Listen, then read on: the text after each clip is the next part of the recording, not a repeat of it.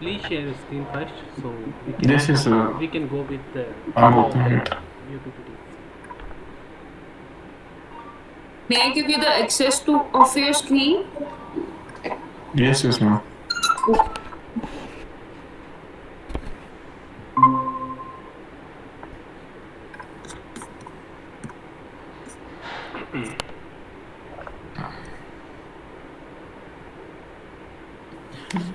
I think you have to start from here.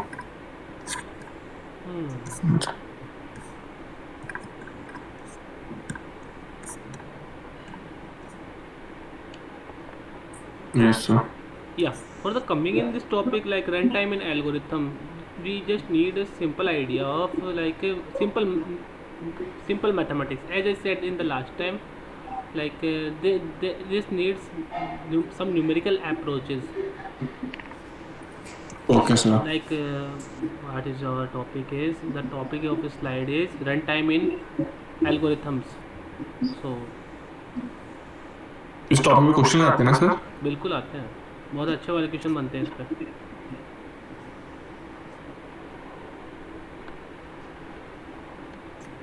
या okay. अब एक चीज़ होती है, जैसे आपको मैं कुछ बताता हूँ इसमें. फर्स्ट जो स्लाइड दे रखी है, फर्स्ट स्लाइड पे जाइए एक बार.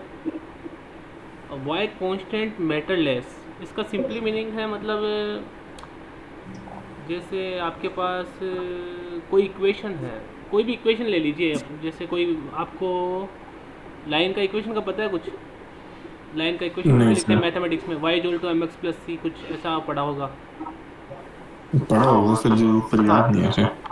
Y equal to m x plus c. अब जैसे जैसे एक बार ये इक्वेशन है जैसे आपने पास y equal to m x plus c. अब जो वाई है वो अपना डिपेंडेंट वेरिएबल है और एक्स अपना इंडिपेंडेंट वेरिएबल. मतलब एक्स की वैल्यू जैसे जैसे चेंज होगी वाई उस पर डायरेक्ट डिपेंड करेगा. Yes sir. ओके. अब उसके साथ एक प्लस सी भी लगाया हुआ है. Yes sir. अब जैसे जैसे मैं एक्स की वैल्यू बढ़ाता जा रहा हूँ, सी तो कोई चेंज कर रहा नहीं है खुद में. हाँ जी सर. ठीक है. मैं एक्स की वैल्यू इतनी ज़्यादा ले गया कि सी एक टाइप से नेग्लिजिबल हो गया. Yes sir. अब सी वैसे नेग्लिजिबल हो रहा है तो सी की वैल्यू अपने आप कम हो जाएगी. बिल्कुल सर. मतलब जो भी अपनी वाई की कॉम्प्लेक्सिटी निकालनी होगी वो डायरेक्ट किस पे डिपेंड कर रही है? सी एक्स पे. एक्स पे. एग्जैक्टली यहाँ पे वही चीज़ बोल रहा है कि वाई कांस्टेंट लेस मैटर, क्योंकि वो इतना पार्टिसिपेट नहीं करते वैल्यू चेंज करने में. Okay okay sir. नीचे अब इसकी स्लाइड्स में चलते हैं. द मैप ये क्या है? एक सेकंड रुकना, एक सेकंड रुकना.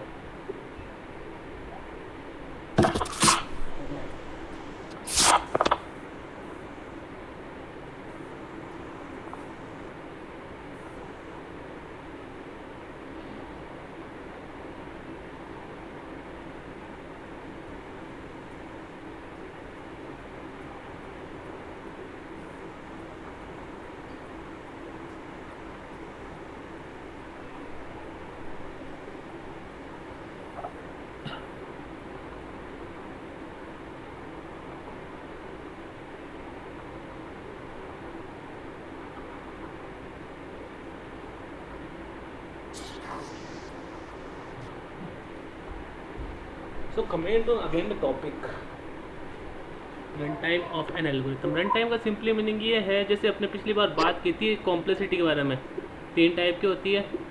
वर्स्ट केस हाँ जी. मतलब इससे बुरा तो कुछ हो ही नहीं सकता. एक हाँ होती जी. है एवरेज, मतलब ठीक ठाक, मतलब काम चल गया. और एक हाँ होती है जी. बेस्ट केस, मतलब जैसे आपने सर्च करना स्टार्ट किया, पहले बार में आपको रिजल्ट मिल गया. एग्जाम्पल लेते हैं.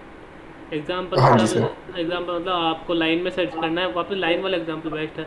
लाइन में कुछ चीज़ सर्च करनी है, पहला ही बंदा मिल गया आपको कि हाँ मुझे ये वाली चीज़ सर्च करनी थी, ये वाला निकल गया. ये आपके लिए कौन सा केस हुआ? Best case. बेस्ट. एग्जैक्टली. अब आप सेकंड टाइम, अब आपको ऐसे पर्सन को ढूंढे हो कहीं बीच में हो या फिर एग्जिस्ट करता हो उसके बीच में, तो आप एक ही करके ढूंढना स्टार्ट करोगे तो मतलब उसकी कुछ एवरेज कॉम्प्लेक्सिटी आएगी. मतलब आपको थोड़ा कम टाइम लगा लेकिन लगा टाइम. Yes sir. ठीक है. अब बात आई तीसरी कि आपको पता नहीं कि उसके अंदर एग्जिस्ट करता है नहीं करता, लेकिन आप सर्च करना हाँ स्टार्ट तो कर दिए वर्स्ट केस हो गया वो. आप उसको सर्च करना स्टार्ट कर दिए लेकिन आपको वो मिला ही नहीं. अब वो नहीं मिला तो वो आपके लिए सबसे बेकार कॉम्प्लेक्सिटी मतलब वर्स्ट कॉम्प्लेक्सिटी होगी। और सबसे वर्स्ट कॉम्प्लेक्सिटी को अपन इसमें कॉम्प्लेक्सिटी कंसिडर करते हैं। अगर कभी भी कोई क्वेश्चन आ जाएगी इसकी कॉम्प्लेक्सिटी निकाली है तो वर्स्ट केस की बात कर रहा है। अब इसमें 3 टाइप के आ गया, तीनों टाइप के लिए अलग अलग तरीके से इक्वेशन बनते हैं। अब देखिए इसके नीचे चलिए इसी स्लाइड में, जैसे ये बोल रहा है रन टाइम, कौन सा रन टाइम बेटर है। ऊपर एग्जांपल दिया हुआ है इसने, 4n-1 simple, log n, n square, n log n और 2 की पावर n। अब अपने को क्या करना है, सिंपली अगर जैसे ये क्वेश्चन मिल गया आपको, सिंपली हाँ जी सर। एक काम कीजिए, इसमें n की वैल्यू एक बार 1 पुट करके देखिए किसकी वैल्यू सबसे ज़्यादा आती है। Okay sir. बताइए। 4n-1 की 4 है। log 1 0 होता है ना? log 1 भी जीरो होता है, पहले वाले की भी जीरो आ रही है, तीसरे वाले में कुछ 0.1 समथिंग आ रही है, चौथे वाले में भी जीरो आ रहा है, जीरो नहीं आ रहा, जी। चौथे वाले में कुछ एग्जैक्ट वैल्यू आ रहा है, पांचवें वाले में 1 भी 0, हाँ कुछ वैल्यू आ रही है। कुछ वैल्यू आ रही है। पहला वाला हो गया, दूसरा। अब जो अपना कॉम्प्लेक्सिटी होता है ना, जैसे कोई आपको वेरिएबल क्या दिख रहा है पहले वाले में, वेरिएबल वेरिएबल एन ही है और एन ही है, ठीक है। सेकंड वाले में भी एन ही वेरिएबल है, ठीक है। हाँ जी लेकिन एन को कंट्रोल कौन कर रहा है साथ में, log लॉग। मतलब लॉग, अब एक बात बताइए, लॉग वैल्यू घटाता है कि बढ़ाता है। घटाता है। ठीक है, मतलब एन से तो कम हो गया नहीं है, हाँ जी ठीक है। अब एन स्क्वायर आ गया, एक जगह आपके पास एन है, एक जगह आपके पास एन स्क्वायर है, कौन बड़ा है। हाँ n है और n स्क्वायर है तो n स्क्वायर बड़ा है। बिल्कुल, एन स्क्वायर बड़ा है तो एन इससे छोटा हो गया। हाँ जी तो एन को अभी अभी अभी तक अपन लोग एन सबसे छोटा चल रहा है अभी तक, उसके बाद में एन है, हाँ तो उसके बाद में एन स्क्वायर है, 3 चीज़ें आ गई। हाँ जी अब बाद में आया अपने अपने पास आया एन log n। अब हाँ जी 0.5 यहाँ पे मैटर नहीं करेगा, क्योंकि अच्छा 0.5 उसको चेंज नहीं कर रहा। वो कितनी वैल्यू अपन जैसे एन, अगर कभी कॉम्प्लेक्सिटी निकाल रहे हैं तो एन को जितना बड़ा हो सके उतना बड़ा सोचना है कि अब अपन ओके उससे बड़ा कोई नहीं है, 0.5 उसके टच भी नहीं होता, हाँ जी ठीक है। अब एन log n ही बोलिए इसे। अब हाँ एन स्क्वायर से बड़ा होगा कि छोटा होगा, एक छोटा सा नॉर्मल क्वेश्चन है। n स्क्वायर से छोटा होगा क्यों, log n की। हाँ क्योंकि n square n star n हो गया, और ये एन हाँ log n हुआ, log n वैसे छोटा है तो एग्जैक्टली ये भी छोटा होना है। अब 2 की पावर हाँ n, जी ये वाला कुछ बताइए, ये वाला बड़ा होगा छोटा होगा, कैसे होगा ये, एन स्क्वायर से बड़ा है कि छोटा, 2 की पावर n। ये बड़ा होगा n स्क्वायर से। कोई जरूरी केस थोड़ी है ऐसा, मतलब बड़ा ही हो, ये हाँ एक्सपोनेंशियल, ये डिपेंड करता है। ये डिपेंड करता है, लेकिन इसको बड़ा मान लिया जाता है कि हाँ ये बड़े के लिए बड़ा ही है। अब हाँ आगे क्योंकि चल, आपने कहा इनकी वैल्यू को बड़ा मानते हैं। बिल्कुल, क्योंकि एन की वैल्यू बहुत बड़ी है अपने अकॉर्डिंग।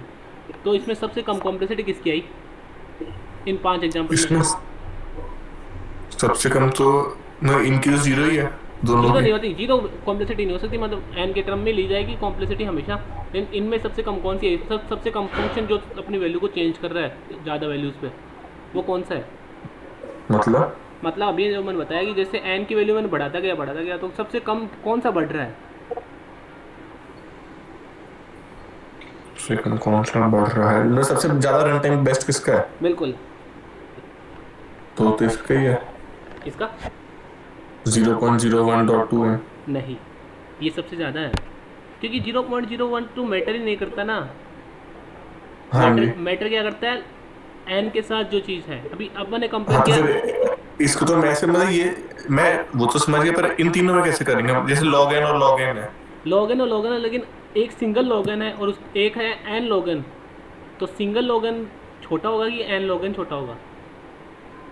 Single log n। तो सिंगल वाली कॉम्प्लेक्सिटी सबसे कम है, ऑब्वियस सी बात तो है। इसकी सबसे कम उसका इसकी फिर उसके बाद इसकी में फिर उसके इसकी फिर बाद में इसकी है, उसके बाद में एन की, log n है। नहीं नहीं नहीं, उसके बाद सिंगल एन भी तो अपने पास, लॉगन ज़्यादा होगा सिंगल एन से। अपने पास पहला वाला एग्जांपल में log क्या है, पहले वाले एग्जांपल में सिर्फ नॉर्मल एक एन है, उसके अलावा कुछ नहीं है।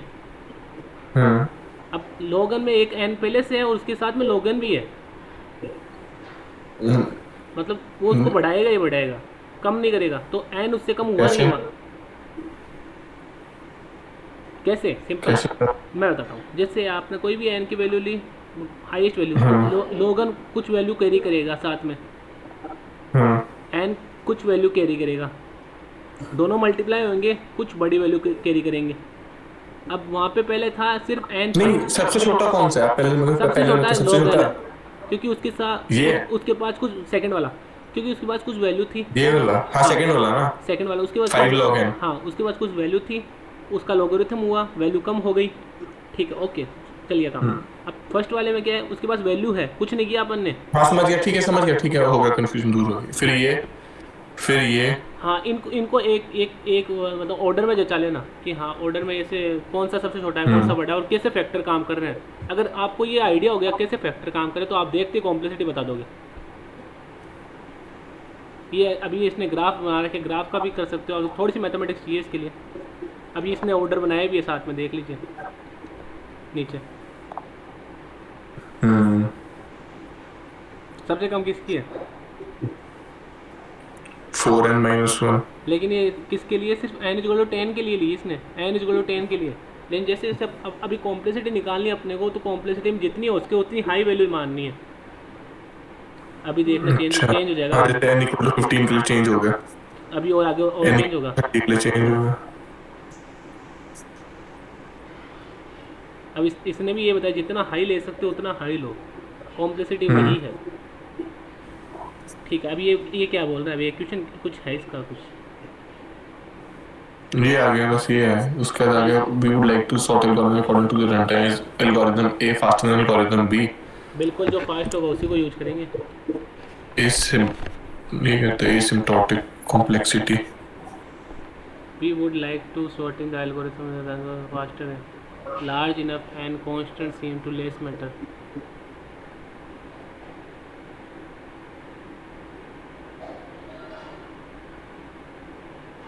हाँ, अब यही चीज़ बोला, जितना आप एन की वैल्यू बढ़ा दोगे उतना ही आपके पास में जो कांस्टेंट होगा वो उतना ही कम मैटर करेगा, क्योंकि वो उसके वैल्यू के मतलब जैसे आपने कोई वैल्यू ले ली, 1 लाख ले ली, और आपके पास आप उसमें ऐड कर रहे हो 1, तो वो 1 मैटर नहीं करता।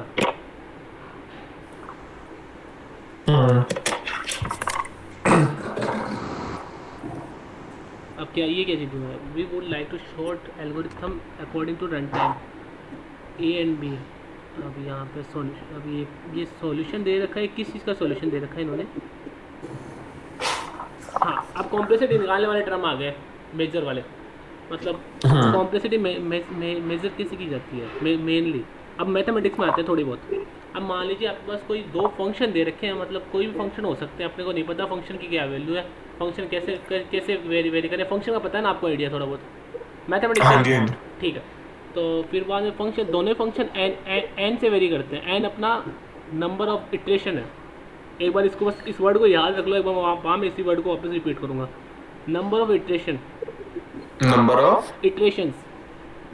Okay, number of iterations. हाँ, अब एन नंबर ऑफ इटरेशन है, दोनों फंक्शन इसी पे मैटर करते हैं। अब अपने ने पता फंक्शन कैसे मैटर कर रहा है, लेकिन एक फंक्शन में जैसे एन की वैल्यू मैंने दी 1, और उसकी दूसरे फंक्शन में मैंने एन की वैल्यू दी 1, पहले वाला फंक्शन उससे बड़ा है, आ सकता है, ये इक्वल आ सकता है, कंडीशन है, इसने ये कंडीशन दे रखी है होल्ड करने के लिए। An increasing function n to n grows essentially at least as fact of increasing function g f n. मतलब दोनों ही बढ़ रहे हैं, इंक्रीजिंग फंक्शन है, लेकिन f1 हमेशा होल्ड करता है gn से ज़्यादा या बराबर वैल्यू। अब n पे मैटर करता है। ठीक है, नीचे चलिए एक बार। तो इसका एक तो ग्राफ दे रखा है, अब इक्वल वैल्यू भी आ सकती है, क्योंकि इक्वल वाला दिया अपने को ग्राफ, अपने को जो कंडीशन दे रखी है f1 is greater than equal to. और सेकंड चीज़, अब इसका ग्राफ ऊपर जाता ही क्यों बन रहा है, इसका कोई आप बता सकते हो मुझे कि ऊपर जाता ही क्यों दिख रहा है ये। क्योंकि fn बढ़ा दिया। नहीं, क्योंकि इंक्रीजिंग फंक्शन है दोनों, इसमें तो लिखा हुआ है हाँ, इंक्रीजिंग फंक्शन हाँ होगा तो तो हाँ, ऑलवेज ग्रेट। दोनों इंक्रीजिंग फंक्शन बढ़ेंगे, पर fn ज्यादा ऊपर जाएगा क्योंकि वो gn से बड़ा है। बिल्कुल, लेकिन कोई टाइम ऐसा भी आएगा जहाँ पे दोनों आपस में कॉन्क्लाइड करेंगे, और कॉन्क्लाइड इसलिए जैसे, दोनों इक्वल होंगे, जैसे ये हाँ पॉइंट जैसे ये आया। पॉइंट है। बिल्कुल, हाँ, उसके पहले तो वैल्यूज नीचे ही थी। ठीक है, अब ये इक्वेशन दिया है इसने, अब इस पर आप देखते ही बताओ मुझे कॉम्प्लेक्सिटी किसकी कम है। ऊपर जाइए उस क्वेश्चन पे। कॉम्प्लेक्सिटी किसकी कम है? बिल्कुल, सिंपल 3n वाले मैथमेटिक्स। की, किसकी? 3n वाले की, क्यों? क्योंकि उसमें n की वैल्यू छोटी है। एन, हाँ एन का फैक्टर कम है, बिल्कुल एग्जैक्टली। तो आपने देखते ही कॉम्प्लेक्सिटी बता दी एक बार तो। हम्म ठीक है, और कोई इस वाले में ये अभी थोड़ा बहुत यही बताएगा कि कैसे बढ़ रहा है कैसे घट रहा है। एटलीस्ट ऐसा सही है। 6 वैल्यू लेके इसने भी एग्जांपल प्रूफ किया है कि हाँ ये ऐसे बढ़ रहा है ऐसे घट रहा है। आप एक काम कर सकते हो, दोनों के ग्राफ बनाइए सिंपली और दोनों को आपस में कट करा के चेक कर लीजिए। ये इतना सोल्व करने की नीड नहीं पड़ेगी आपको, ये इसमें दिया सही। ही है इसमें। अगले वाले पे आइए। नहीं, इसका क्या मतलब था, we can choose any number and zero represent. मतलब दोनों कहीं कहीं पे इक्वल आ रहे हैं अपने पास। जैसे एक तो 3 है, आप एक बार आपके पास नोटबुक है? एक सेकंड सर, नोटबुक है। हाँ, एक सेकंड।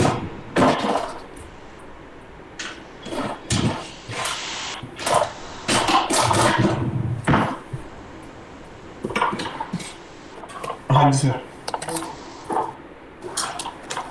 नोटबुक खोल ली।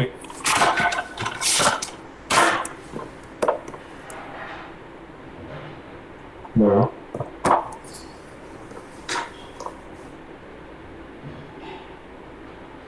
ओके, नोटबुक खोल ली। अब नोटबुक में आपको सिंपली क्या करना है, एक तो ये आपका फंक्शन है एल स्क्वायर डिवाइड बाई 2। एक तो ये फंक्शन हुआ, इसका आपको पता है कैसे बनेगा कर्व?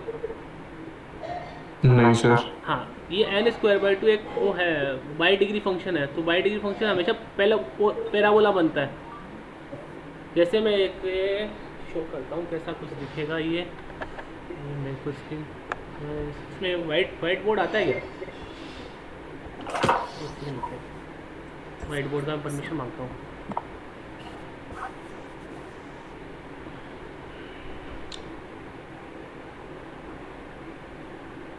एक सेकंड देना बस।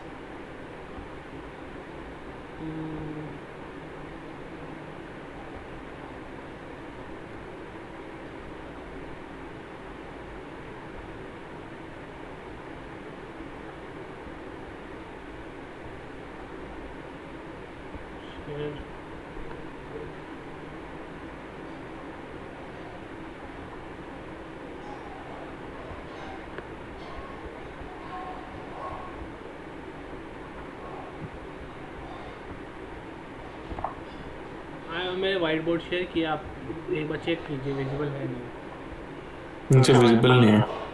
अभी चेक कीजिए, तो लिंक पे क्लिक करके चेक कीजिए, उसमें मैंने लिंक दिया।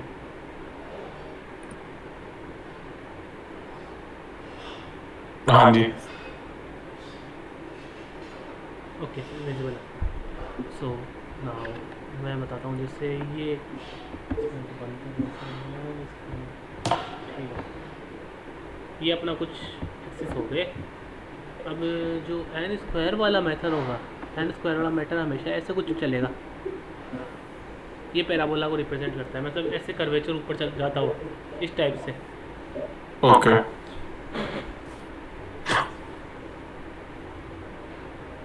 एक तो 3 on the straight line चलेगा। एक सेकंड रुकना, एक सेकंड जस्ट।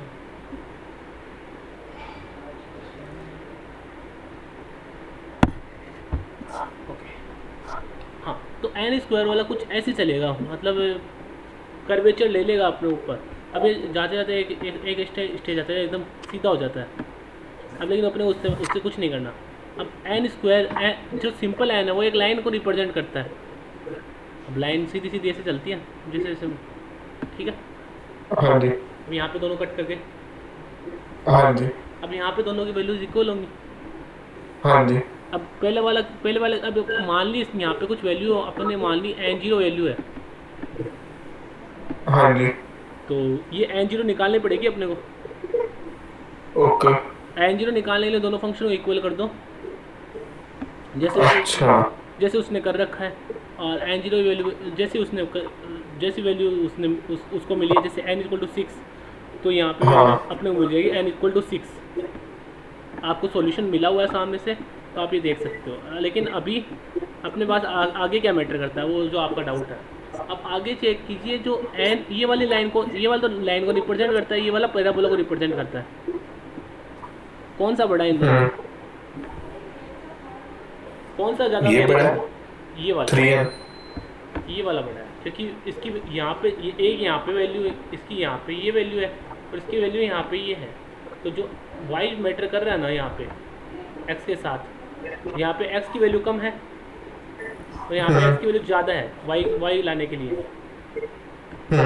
तो जो कौन मैटर कर रहा है, मैटर कर रहा है ये वाला कम ला रहा है, मतलब ये वाला कम ला रहा है, ये वाला ज्यादा ला रहा है ना। बिल्कुल बिल्कुल, यहाँ पे एक्स की तो वैल्यू ये ज़्यादा ज्यादा ला होगी। रहा है, ये n स्क्वायर कम ला रहा है। बिल्कुल एन स्क्वायर ज़्यादा ला रहा है, मतलब एन स्क्वायर की अपन एक्स की वैल्यू कम की, जैसे यहाँ पे एक्स की वैल्यू कुछ मान लीजिए x1 है और यहाँ पे x2 है। अब ये x2 पर अपन को लाइन में अपने को कम आंसर मिला, लेकिन पैराबोला पे अपने को आंसर ज़्यादा मिला। तो अपने को क्या करना है, जो कम वाला होगा वो अपने लिए बेटर है। तो यही चीज़ ये बोल रहा है, तो वही ना, हमारे लिए n स्क्वायर बेटर है। एन स्क्वायर बेटर नहीं, एन बेटर है। जिसमें कम होगा वो चीज़ लेनी है अपने को, ना कि ज़्यादा वाली। नहीं समझे? समझे? नहीं समझे? ना। हाँ, मैं वापस ये बोल रहा हूँ, जैसे यहाँ पे x की वैल्यू कुछ थी मेरी कम, अगले वाले से ज़्यादा, मतलब अगले वाले से कम थी। तो पेपर पे लिख के समझा सकते हो? हाँ मतलब पेपर पे लिख के समझा सकते हो, तो समझ नहीं आ रहा पेपर व्हाइट को बोर्ड पे ना। पेपर में शेयर कैसे करूँगा? व्हाट्सएप पे कर देना है, तो उस पर समझ में आ रहा आसान है। ठीक है, मैं पेपर पे शेयर करता हूँ। पेपर एक से व्हाट्सएप पे शेयर करता हूँ।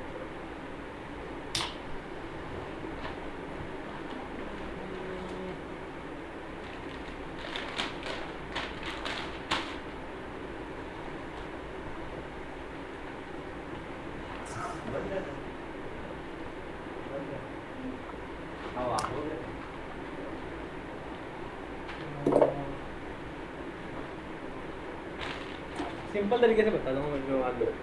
अभी जैसे n इक्वल टू 6 पे अपन अपने दोनों कर्वेचर कट रहे हैं आपस में, यहाँ पे हाँ n, जी। ठीक है। अब मान ली n इक्वल टू 6 के जस्ट आगे में कुछ एक वैल्यू पे चला गया x की, मान लीजिए 7 पे चला गया। अब दोनों में एक बार वैल्यू 7 पुट कीजिए, कौन सा कम आ रहा है आपके पास, ये बताइए मुझे। मैं सब बताता हूँ। हाँ,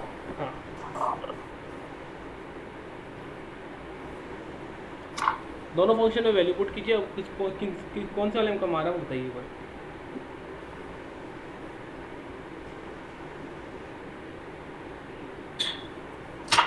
ये जो n इक्वल टू 6 है,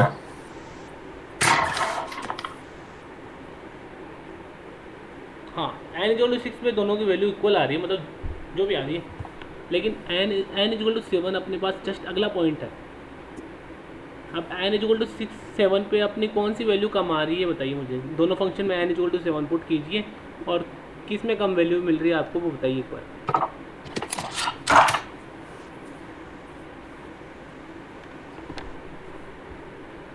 कम वैल्यू किसमें मिल रही है? कम वैल्यू आपको मिल रही स्ट्रेट है। लाइन में। मैं उस वाइट बोर्ड को बंद कर देता हूँ, आप एग्जिट कर सकते हो उससे। जैसे मैंने कैलकुलेट किया, तो कम वैल्यू तो स्ट्रेट लाइन में मिल रही है। स्ट्रेट लाइन, ओके ठीक है। n इक्वल टू 8 पे, 8 पे 8 पे भी स्ट्रेट लाइन पे मिलेगी। 8 पे ही मिलेगी, हाँ कम 9 वैल्यू। पे 9 पे भी स्ट्रेट लाइन पे मिलेगी। जितने भी वैल्यू ले लें स्ट्रेट लाइन पे ही मिलेगी कम ऑलवेज। क्या चीज? जितनी भी वैल्यू ले लो आप बड़ी, हर बार स्ट्रेट लाइन पे ही कम वैल्यू मिलेगी। नॉर्मल सी बात है। अब अपने को क्या करना था, अपने को वही चीज़, अपने लिए कॉम्प्लेक्सिटी वो बेटर है जो अपने को कम में जल्दी दिला दे। कम में जल्दी दिला दे मतलब क्या चीज जल्दी दिला दे? मतलब आपके लिए बेटर वो है जिसमें आप जैसे आपने कम काम किया और बेनिफिट अच्छा हो गया, आपको ज़्यादा चीज़ें नहीं करनी पड़ी। तो हमारे लिए स्ट्रेट लाइन बेटर है।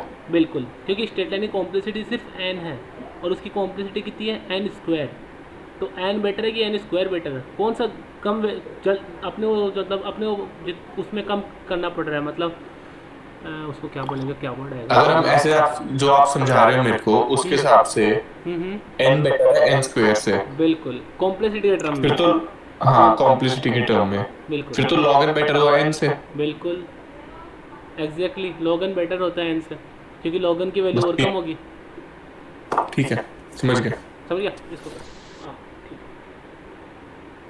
यही सेम चीज़ इसमें है। अब इसके दोनों के कर्वेचर बना लो, कर्वेचर बनाते आपको पता चल जाएगा, लेकिन दोनों को पहले इक्वल करके पता लगा लो कि कौन सा वाला किससे बड़ा पहले चलेगा।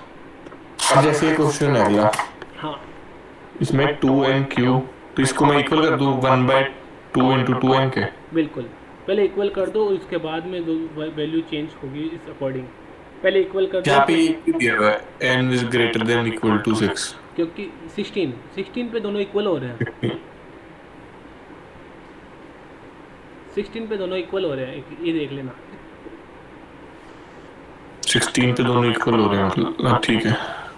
16 पे दोनों इक्वल हो रहे हैं। 16 पे दोनों इक्वल का मीनिंग सिंपल है, आप 16 वैल्यू पुट करोगे तो दोनों की वैल्यू इक्वल आ जाएगी। अब दोनों में से कौन सा बड़ा है मैटर वो करता है। लेकिन इसने एक चीज़ कर दी यहाँ पे, एक चीज़ देखी क्या आपने? ये n is equal to 2 log n। नहीं नहीं, ये चीज़ नहीं, ये नहीं बोल रहा मैं बोल रहा हूँ हाँ बिल्कुल बिल्कुल बिल्कुल एग्जैक्टली ऐसे एन को चेंज कर दिया लॉग के साथ। हम्म। अब लॉग और एन में मतलब लॉग और पावर में रिलेशन का थोड़ा आइडिया होगा आपको। हाँ मतलब ये मेरे को याद करने पड़ेंगे, ऐसे याद नहीं है पर हाँ थोड़ी बहुत पढ़ेंगे। मैथमेटिक्स करनी पड़ेगी आपको, ज़्यादा नहीं करनी है, थोड़ी बहुत। लॉग कैसे चेंज होता है उसमें और वो कैसे चेंज होता है, ये पूरी एक्सरसाइज उसमें उसी के फॉर्म में दे रखी है। हम्म। लॉग ले लेते ही जब हम पावर मल्टीप्लाई में आ जाती है, लॉग लेते हैं लॉग के टर्म में। और पावर करते हैं तो लॉग नॉर्मल फॉर्म में कन्वर्ट हो जाता है। एक मिनट, क्या चीज? पावर लेते हैं तो लॉग नॉर्मल फॉर्म में कन्वर्ट हो जाता है, और नॉर्मल करते हैं तो पावर चला जाता है। हम्म।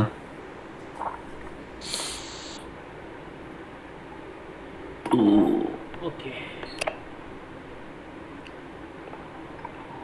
अब इसमें देखते ही पता नहीं चलेगा कौन सी कॉम्प्लेक्सिटी ज़्यादा है, देखते ही पता नहीं चलेगा इन दोनों में। लेकिन 2 की पावर n क्यूब से ग्रेटर देन मानी जाती है,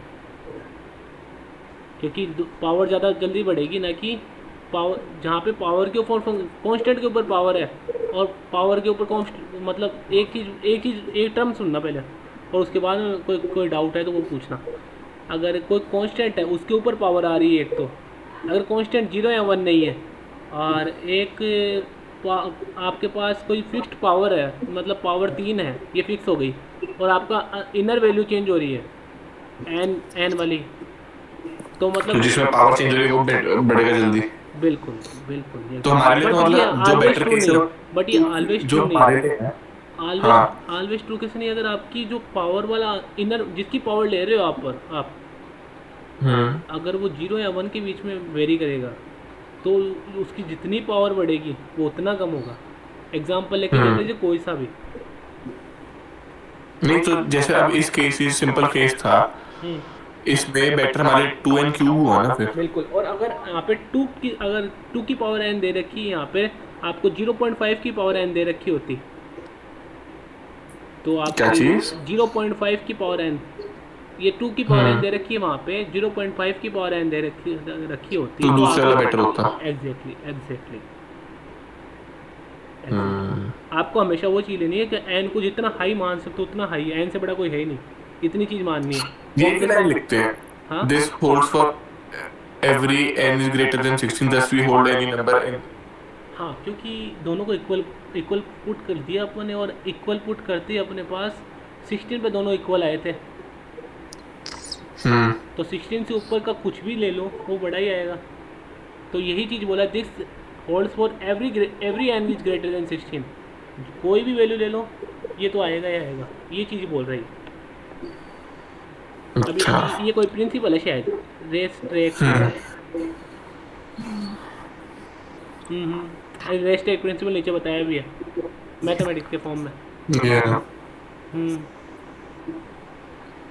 क्या होता है race track principle? Race track principle simple है, जहाँ पे कोई भी इंटीजर, यहाँ पे इंटीजर मैटर नहीं करता, कोई भी वैसे मतलब F1 और ग्रेटर देन में F1 always greater than GN हो रहा है, मतलब उसको कोई भी दो पर्टिकुलर वैल्यूज पे ऑलवेज उससे बड़ा आ रहा है, और उसका जो फर्स्ट डिफरेंशिएट है वो भी उससे बड़ा आ रहा है, तो वो हर वैल्यूज को होल्ड करेगा उसकी ग्रेटर देन 0 वाली। अच्छा। मतलब हर वैल्यूज के लिए वो मैटर करता है। अब ये जैसे F1 F डैश एन और greater than G dash n, ये देखो क्या चीज? F डैश एन और G डैश एन,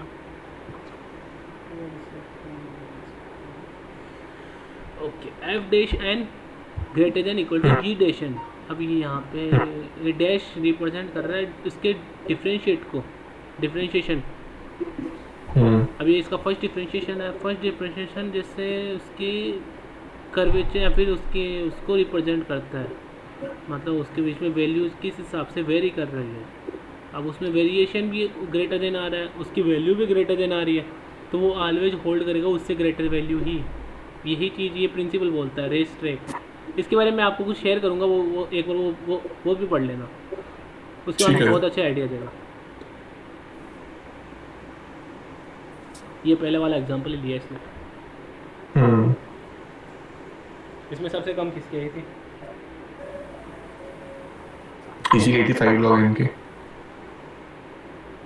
तो 5 लोग हैं उनकी कम आई थी, तो इसकी भी आ रही है। तो ये यहाँ पे इसने, अब यहाँ पे इसने यही चीज़ बोल रखी है, जितना बड़ा ले सकते हो उतना बड़ा ले लो, उसके अकॉर्डिंग आपकी कॉम्प्लेक्सिटी निकलेगी। आंखों से देखते कॉम्प्लेक्सिटी पता चल जाएगी। अगले वाले में थोड़ा कॉम्प्लेक्स आएंगे। और बिग नोटेशन, ये अच्छा क्वेश्चन है, इससे ऐसे बनते हैं, इससे क्वेश्चन बनते हैं, इसको थोड़ा ध्यान से करना। ठीक है, इसके नीचे चलते हैं। चलिए स्टार्ट करें।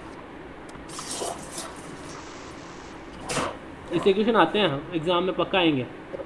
हाँ जी, स्कैन है। बिल्कुल। बिग नोटेशन जैसे अभी अपन कॉम्प्लेक्सिटी निकाल रहे थे, अभी तक जो भी कॉम्प्लेक्सिटी निकाली अपन ने, एक 3 टाइप के नोटेशन होते हैं।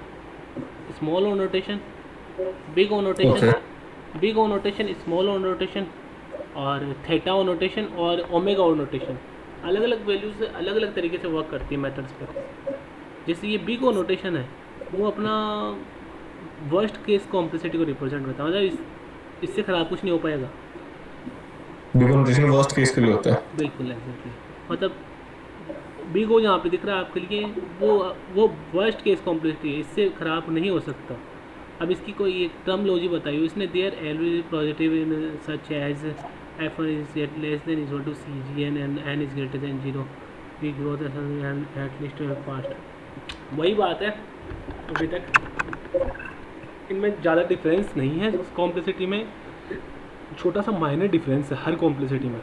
ये वाला जो इसने इक्वेशन दे रखा है, f n is greater than c g n, यही इक्वेशन वेरी करेगा इनकी कॉम्प्लेक्सिटीज़ को।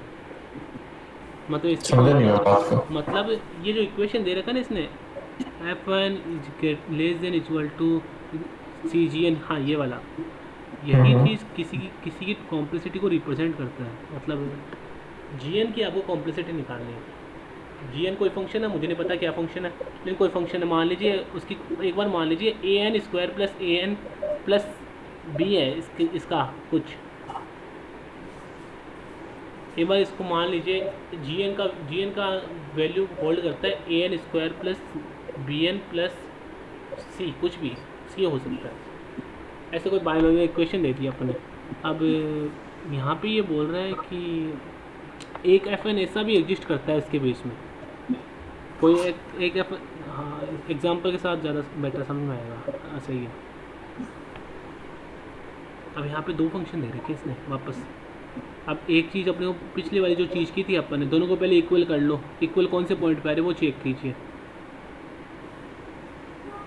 एक बार चेक कीजिए कौन से वाले पॉइंट पे इक्वल आता है। कौन से? ये दोनों फंक्शन एफ एन और जी एन।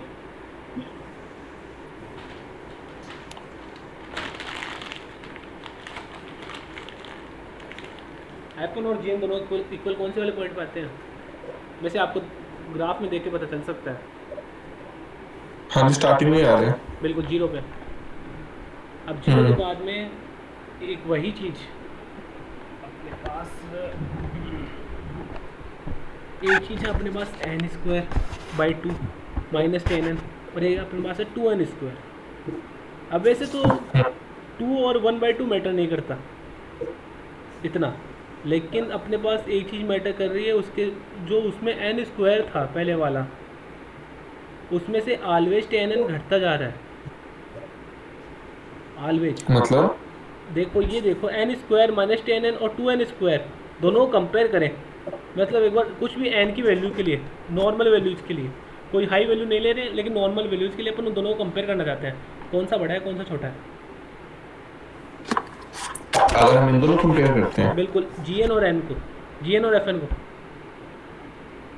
अगर n की वैल्यू 1 के लिए लेते हैं, हाँ, एन के लिए 1 के लिए लीजिए एक बार, जीरो आएगी इसकी तो, और इसकी 2 आ रही है, जी एन ज़्यादा हाँ। है। एन की वैल्यू जो भी ग्रेटर देन जीरो वाली आएगी सबके लिए जी एन ज़्यादा ही आएगा।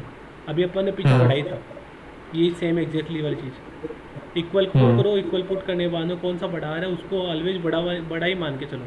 नीचे जा, एक बार नीचे हम्म। जाइए, एग्जाम्पल थोड़ा सही से ब्रीफली समझा रखा है इसने।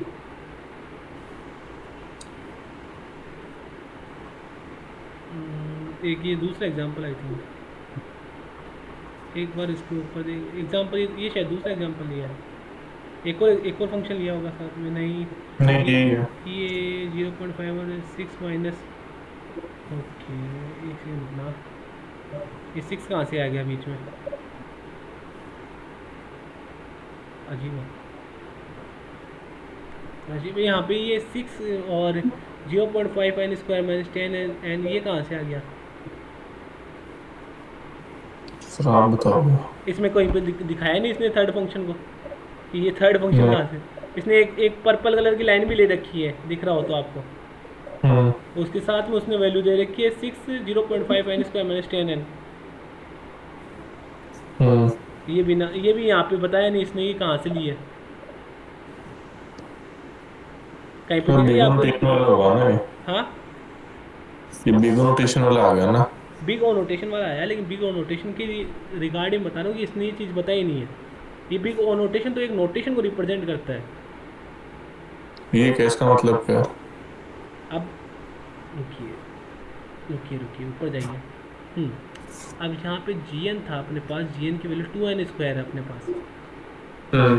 अब एफ एन की वैल्यू अपने पास 1/2 minus n square minus 10n है।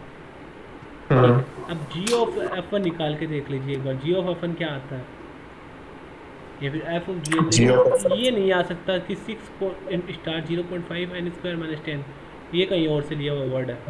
यहाँ पे कैसे है इसके, ये वाली पीपीटी में एक बार पूछ लेना कि ये सर यहाँ पे ये कैसे लिया आपने, क्योंकि ये अच्छा। यहाँ पे कहीं पे रिप्रेजेंट नहीं कर रखा, इसने कहीं पे नहीं बता रखा कि कहाँ से लिया है।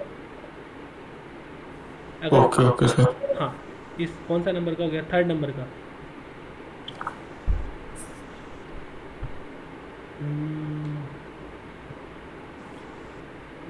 एवरी एग्जिस्ट सी एन और एन इज ग्रेटर देन, वही चीज़ रिपीट हो रही है।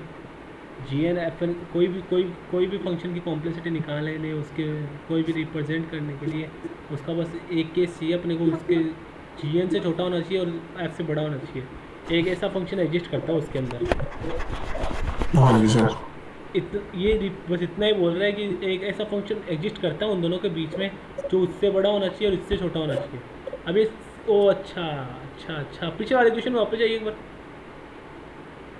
अच्छा, तो एक ही देखिए, जैसे इसने 6 से मल्टीप्लाई किया उसको, हाँ जी।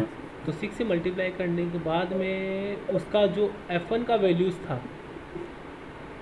हम्म। वो 6 वाले से छोटा आने लग गया, मतलब 6n² वाले से छोटा वैल्यू आने लग गया एफ एन का। मतलब 6 से मल्टीप्लाई होने के बाद में समझ नहीं आया सर। वो, हाँ समझ नहीं आया कुछ। हाँ मैं बताता हूँ।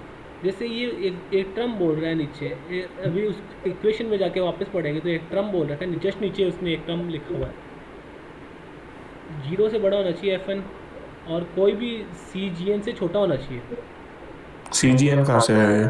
सी जी एन लिखा हुआ है ना, सी g N for all N is greater than zero. हमारा सी कोई भी कॉन्स्टेंट हो सकता है, कुछ भी ले सकते हो, इसने यहाँ पे 6 ले रखा है।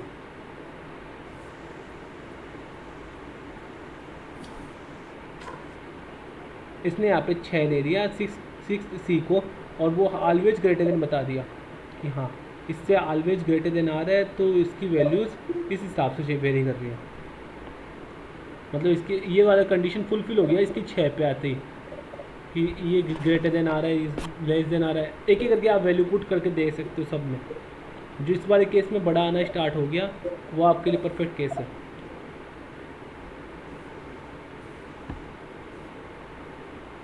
हेलो, हाँ जी, हाँ जी सर। हाँ, मतलब सी का कोई कांस्टेंट इस टाइप से कांस्टेंट लेना है अपने को कि एफ वन और जी एन में ये वाला रिलेशन बन जाए, F1 is less than equal to c g n. बस इतना, ये रिलेशन बनती है अपने पास। एक बार ये वाला चीज़ आ जाएगा, एवरी एग्जिस्ट वैल्यू फॉर, वही इसको कॉम्प्लेक्सिटी रिप्रेजेंट करने को। लेकिन इसने अभी भी अपने को कॉम्प्लेक्सिटी नहीं मिली है। ये सिर्फ इसको सोल्व करने का एक मेथड है, ये वाला इस इक्वेशन को पुट करने का। अभी अपने को कॉम्प्लेक्सिटी मिली नहीं है, अभी अपने को कॉम्प्लेक्सिटी निकालनी है। जैसे इसने बोला था एक्सरसाइज में नीचे, इसकी कॉम्प्लेक्सिटी कैसे निकालेंगे? जस्ट नीचे वाला इसकी 100, हाँ 100 एंड ओ वन, क्या ये कैसे कॉम्प्लेक्सिटी है? अब इसने वही सी की वैल्यू 100 पुट कर ली, एन की value, n zero value 1 put कर ली कि हाँ एक से बड़ा हुआ तो कोई तो एन। अब इसने जैसे F1 को मान लिया एन, F1 एन पर। अब F1 के लिए भी कई रूल्स है। F1 के लिए रूल ये है कि जो सबसे ज़्यादा पावर वाला टर्म होगा उसके अंदर, मतलब जैसे कई पावर एक साथ एग्जिस्ट करती है एक ही में फंक्शन में। अब उसके लिए भी क्या बताऊँ मैं, एक नॉर्मल टर्म आता है। कोई भी एक इक्वेशन सोचिए जिसमें लगभग सारी पावर्स एग्जिस्ट करती हो, कोई भी एक इक्वेशन जिसमें सारी टाइप की पावर्स आती हो, मतलब एन के ऊपर 3 भी पावर आ रही है, 2 भी पावर आ रही है, ई की पावर एक्स भी आ रहा है, 2 की पावर एन भी आ रहा है, सब आ रहे हैं। कोई भी एक equation, 2n minus n square कुछ माइनस भी आ एन सकता माइनस है, कुछ भी आ सकता है। ठीक है। अब उनमें सबसे ज़्यादा बड़ा जो फैक्टर होगा, मतलब जो कंट्रोल कर रहा है पूरे फंक्शन को, वो सबसे ज़्यादा पावर वाला होगा। ठीक है, उसी को अपन एफ एन लेते हैं। एक चीज़ ये भी जाननी है, मतलब जो सबसे ज़्यादा उसको कंट्रोल कर रहा है वही। अब एफ एन तो अपना ओरिजिनल फंक्शन है, जो अपन अपने पास जो आपने सोचा है ना, कि क्या सोचा है, a n square plus 2n plus 2 की पावर n समथिंग, जो भी सोचा हो, वो तो अपना है एफ एन, वो तो अपना है एफ1। और अपना जी एन है जो सबसे ज़्यादा कंट्रोल कर रहा है उसको, मतलब उस इक्वेशन को जैसे सबसे ज़्यादा कंट्रोल कर सकता है, वो अपना है जी एन। अब एक इक्वेशन वापस सोचिए, कुछ भी एक इक्वेशन साथ में कॉपी पे लिखते रहिए। हाँ जी। एक कोई भी इक्वेशन सोचिए, हाँ, ये सोची थी n cube minus n square minus n लिखिए साथ माइनस में। 1। हाँ जी। ठीक है, अब आपका एफ1 हो गया जो आपने अभी इक्वेशन लिखी है। F1 हो गया। एफ एन मतलब जो भी आपने अभी इक्वेशन लिखी है ना, वो आप पूरी एक हाँ एफ एन होगी। अब जो ठीक है। आपने इक्वेशन लिखी है अभी तक, हम्म उस उसमें सबसे ज़्यादा पावर या फिर सबसे ज़्यादा जो कॉम्प्लेक्सिटी टर्म दिख रही है, आप अपने जो अभी तक कंपेयर किया था, तो सबसे ज़्यादा कंट्रोल कौन सा कर रहा है उसको पूरे को? N cube. एन क्यूब सबसे हाईएस्ट जो ही चल रहा है, सबसे ज़्यादा वेरी वही कर रहा है, तो एन क्यूब। तो आपका जी एन हो गया एन क्यूब। थोड़ा गौर से सुनना इसको। जी एन हो हाँ जी हाँ जी। गया, जी एन हो गया एन क्यूब। एफ वन हो गया आपका जो ही फंक्शन था वो सब, वो सारा फंक्शन। अब आपको GN हो गया। एन क्यूब, जो सबसे ज़्यादा पावरफुल है उसके अंदर, मतलब जो पूरे को कंट्रोल कर रहा है, पूरी इक्वेशन को जो कंट्रोल करेगा वो आपका जी एन है। जैसे ठीक है, GN हो गया एन क्यूब। बिल्कुल एग्जैक्टली एग्जैक्टली। अब कोई ना कोई पॉइंट ऐसा आएगा सी के लिए जहाँ पर ये इस कंडीशन को फॉलो करेगा, f one is less than equal to c g n. और मतलब सी की वैल्यू कुछ ऐसी आएगी कोई टाइम पे कि ये एफ वन को क्रॉस कर जाएगा। बस वही वैल्यू सी की वैल्यू को रिप्रेजेंट करती है। इतना ही है ओ निकालने में, आपको सी की वैल्यू निकालने के लिए कहा जाएगा। अब एग्जाम्पल नीचे दे रखा है एक 100n वाला। हम्म अब 100n वाले में आपके एक बात पूछता हूँ मैं, F1 क्या है? 100n। ओके, GN क्या है? 100n। 100 नहीं माना जाता, पावर वाला टर्म ही फिर माना जाएगा सिर्फ। ठीक है, n है। ठीक है, n है। अब एक सी ऐसा आएगा जहाँ पर आपका ये फंक्शन है वो अपने ओरिजिनल फंक्शन को क्रॉस कर जाएगा। अब सी का वैल्यू वो क्या हो सकता है जो ओरिजिनल वैल्यू को क्रॉस कराते हैं या बराबर ही लाते हैं? 100।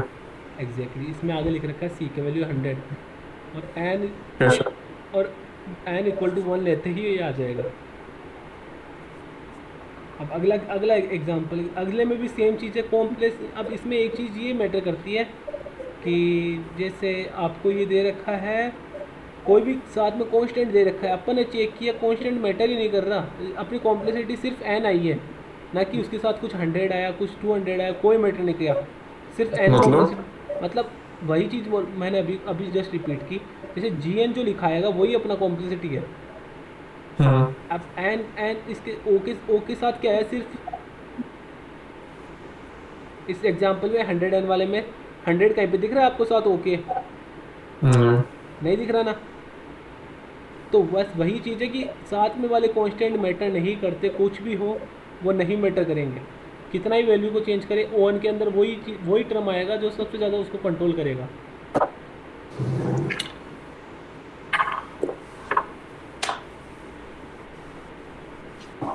आपके मेरे ख्याल से कोई डाउट आ रहा है इसमें? डाउट नहीं है, सेकंड वाला समझ नहीं पा रहा मैं, अब एन लॉग एन आ गया जैसे। एन लॉग एन सेकेंड वाला कोई एग्जाम उसमें नहीं दे रखा उसने, ये एग्जाम्पल गलत दे रखा है।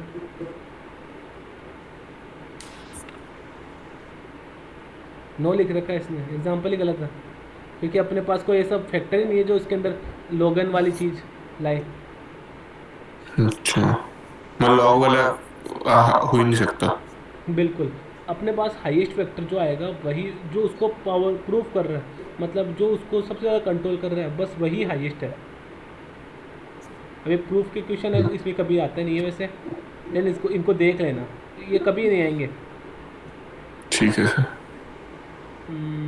लेमा, एक लेमा दे रखा ऊपर, sum of two function belong to O h, दोनों की कॉम्प्लेक्सिटी ओ एच है, तो फिर बाद में ऑब्वियस सी बात है उसकी कॉम्प्लेक्सिटी भी ओ एच की होगी। अब एक चीज़ यहाँ पे ये मैटर करती है, देखिए सुनिए, हाँ जी। मान लीजिए एफ़ की कॉम्प्लेक्सिटी थी, कॉम्प्लेक्सिटी का मतलब टर्म में बोल रहा हूँ, बिग नोटेशन के लिए बोल रहा हूँ, कॉम्प्लेक्सिटी एफ़ की कॉम्प्लेक्सिटी थी ओ एच, जी की कॉम्प्लेक्सिटी थी ओ एच, दोनों को मैंने जोड़ दिया, तो हाँ जी। जो नया वाला आएगा उसकी कॉम्प्लेक्सिटी क्या होनी चाहिए?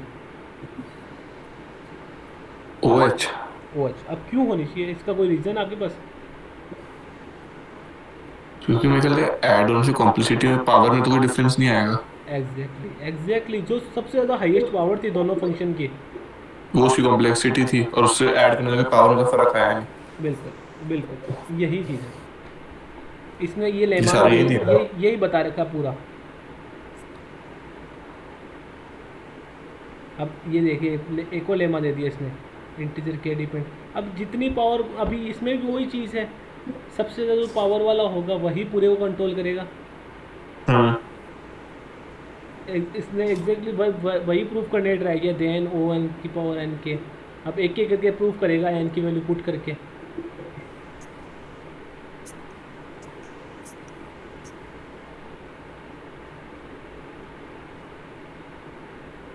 लेकिन एक चीज़ है इसमें, एक चीज़ है इसमें एक चीज़ है, इसमें एक चीज़ ऐसी है, देखिए इसमें इसने एक एक करके बताया हुआ है। आपको भी अगर कई सब्जेक्टिव क्वेश्चन आ जाए तो आपको भी मेरा एक ऐसे एक, 90% पेपर ऑब्जेक्टिव टाइप ही है, एमसीक्यू टाइप ही है। आप हाँ मतलब सब्जेक्टिव आ जाए, मतलब गलती से भी दे दें, तो फिर आपको भी हाँ। वैसे एक एक करके प्रूफ करना पड़ेगा, एक एक करके। अच्छा। तो मतलब हाँ साथ में उसको लिखते चलो, बहुत बेटर रहेगा, बहुत जल्दी समझ में आएगा, कॉम्प्लेक्सिटी हाँ, निकालना मैं बहुत। फिर एक सेकंड आ रहा हूँ बस। हम्म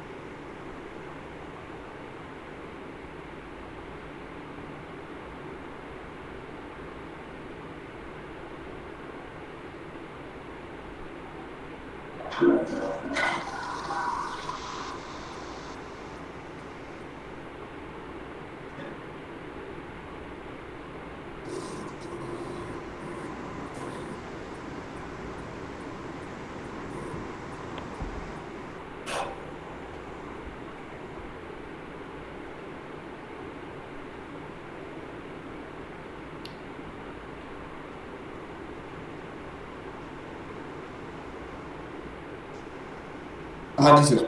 हाँ। सो अगर आपके पास कोई सब्जेक्टिव क्वेश्चन आए तो हाँ जी। सब्जेक्टिव क्वेश्चन में आपको वही चीज़ करनी है जिससे एक ही करके इसने ऐसे प्रूफ किया है। हालांकि आपको देखते ही आंसर पता चल जाएगा कि आंसर ये आना है, हाँ जी। लेकिन आपको आंसर तक जाने का तरीका देखना है कि आंसर ऐसे आया। सब्जेक्टिव वैसे आपने कहा जैसे कम चांसेस आने के, तो आप एक चीज़ मुझे हाँ बताइए, आप जैसे कोई भी इक्वेशन आपको मैं शो करूँ तो उसको देखते ही उसकी कॉम्प्लेक्सिटी बता दोगे क्या? हाँ। ठीक है, आगे चलते हैं, अभी आएंगे क्वेश्चन। मैंने कोई क्वेश्चन तो दे रखे होंगे। ठीक है, अभी expression run time of complexity, हाँ यही बात है। अभी इसने इसने यही चीज़ बोली, कोई भी एल्गोरिथम की कॉम्प्लेक्सिटी बोलते हैं तो उसको बी को नोटेशन के साथ ही बोलते हैं। अभी find the slowest growing function of our run time of most algorithm has run time of 2 की पावर n। 2 की पावर n तो बहुत ज़्यादा तेज, मतलब वैल्यू इंक्रीज़ करेगा। अब एक चीज़ और है इसमें, एक चीज़ ये थोड़ा गौर से सुनिएगा। मतलब जिसमें उसकी कॉम्प्लेक्सिटी जितनी ज़्यादा होगी वो फंक्शन उतना ही हाँ, धीरे काम करेगा। उतना ही। धीरे मतलब जैसे जितनी कॉम्प्लेक्सिटी जितनी ज्यादा होगी उतना उतना ही धीरे काम करेगा। बिल्कुल, क्योंकि वर्स्ट केस है। वर्स्ट केस में जितना अपना वर्स्ट केस ज़्यादा होना है उतना ही अपना अपना मतलब जो भी एल्गोरिथम बनाया हुआ है उतना ही बेकार होना है। वर्स्ट केस का मीनिंग यही है। अच्छा। मतलब जितना जितना ये ज़्यादा है उतना अपने लिए बेकार है। इसको जितना कम कर सकते हो उतना आपके लिए अच्छा है। जैसे अपन ने फर्स्ट क्लास में अपन ने जो जो बात की थी, कम, अच्छा, कम, अच्छा और सही, तीन चीज़ें। ये तीन चीज़ें कोई भी एल्गोरिथम के लिए मैटर करती है। क्या चीज सर, एक बार दोबारा बताएंगे? मतलब फास्ट, एक्यूरेट और लेस लेस मेमोरी, तीन चीज़ें। ये वाली ये तो चीज़ें पहले ही किया था। बिल्कुल फर्स्ट में किया था। तो ये वाली चीज़ ही कोई कॉम्प्लेक्स एल्गोरिथम को बेस्ट बनाती है। अब हाँ जी। ये वाला जो चीज़ हुआ ओ की पावर 2n, अब ये वाला मतलब इसमें इसकी कॉम्प्लेक्सिटी बहुत ज़्यादा हो गई क्योंकि वर्स्ट केस है। हाँ, ऑलवेज वैल्यू ज़्यादा होल्ड करेगा। मतलब ये जो ओ की पावर 2n है, हम्म। फिर तो बेकार होना इसकी कॉम्प्लेक्सिटी ज्यादा है। बिल्कुल, अगर अगर इसकी कॉम्प्लेक्सिटी ज़्यादा है तो अपने लिए यूजफुल नहीं है। अपने पास अगर ऑप्शन मिल रहा है एक तो ओ की पावर हम्म। 2n और एक ओ की पावर n, दोनों में से एक कॉम्प्लेक्सिटी चूज करना, तो अपन जाएंगे ओ की पावर n के साथ क्योंकि उसकी कम है। हाँ जी। ये आगे काम आएगा जब अपन एल्गोरिथम को थोड़ा एनालिसिस करेंगे। क्या काम है ये? कंपोजिशन ये वाला नहीं, अभी जो मैंने बताया था टर्म। अच्छा अच्छा। अब ये सेकंड चीज़ ये है। अब ये दो फंक्शन दे रखे हैं, दो फंक्शन को वापस ऐड किया, एक की कॉम्प्लेक्सिटी h1 है, एक की कॉम्प्लेक्सिटी h2 है। अब ये मैटर कर अब ये डिपेंड करता है कि जो एडिशन होगा उसकी कॉम्प्लेक्सिटी किस में मैटर करेगी। अब मान लीजिए h1 ग्रेटर दैन h2 है, मतलब h1 ज़्यादा होल्ड कर रहा है पावर को h2 से, तो तो फिर कॉम्प्लेक्सिटी H1 ही होगा। ऑब्वियस ही बात है h1 की है। अब सेकंड चीज़ क्या हुई, h2 वाले से बात हुई, h2 वाले से मतलब अब किसकी पावर ज़्यादा हुई। अब h1 प्लस h2 का मीनिंग क्या है? h1 प्लस h2 का मीनिंग ये है जैसे अगर आपने दोनों को ऐड किया, एक ही n स्क्वायर एक ही n क्यूब है। मान एक की लीजिए एन स्क्वेयर है, एक की एन क्यूब है। मान मतलब लीजिए H1 हमारे पास एन एन स्क्वेयर था और H2 हमारे पास एन क्यूब था। बिल्कुल बिल्कुल। तो अगर अपन दोनों को साथ में इंक्रीज कर रहे हैं तो कौन सा ज़्यादा जल्दी इंक्रीज हो रहा है? हम अगर दोनों को, तो एन क्यूब वाला जल्दी इंक्रीज होएगा। ठीक है, तो n स्क्वायर उसके सामने नेग्लिजिबल हो गया। हम्म। तो ओवरऑल कॉम्प्लेक्सिटी का फैक्टर किसके साथ में चला? एन क्यूब के। तो दोनों को एडिशन करेंगे तो ओवरऑल कॉम्प्लेक्सिटी किसके साथ आएगी? एन क्यूब के। ठीक है, ये फर्स्ट वाला हो। अब सेकंड वाले में दोनों को मल्टीप्लाई कर दिया इक्वेशंस को मैंने, एक ही तो n पावर ही बढ़ जाएगी। तो दोनों ही पावर एडिशन हो गई, n cube plus star n n square मतलब एन की पावर 5। तो 5 ऑब्वियस सी बात है उनकी कॉम्प्लेक्सिटी जितनी हो सके उतनी बढ़ेगी, दोनों पे फैक्टर करेंगे। बढ़ेगी। अब ये वाला बहुत कम चांस होते हैं जो उसकी कॉम्प्लेक्सिटी 1 आ जाए। अगर कोई एल्गोरिथम की कॉम्प्लेक्सिटी 1 आ रही है सबसे बेस्ट एल्गोरिथम हो। ओके। और ये आती है किसकी आती है, एक डिक्शनरी की आती है आई थिंक, जिसमें की और वैल्यूज़ के साथ ही इसका नाम सुना होगा तो आपने शायद, हैश मैप नहीं सुना तो, लेकिन उसमें कॉम्प्लेक्सिटी 1 आती है, सबसे बेस्ट वही एल्गोरिथम आज तक। जिसकी कॉम्प्लेक्सिटी 1 आ सकती है, क्योंकि 1 से नीचे नहीं जा सकती कॉम्प्लेक्सिटी। नीचे चलिए,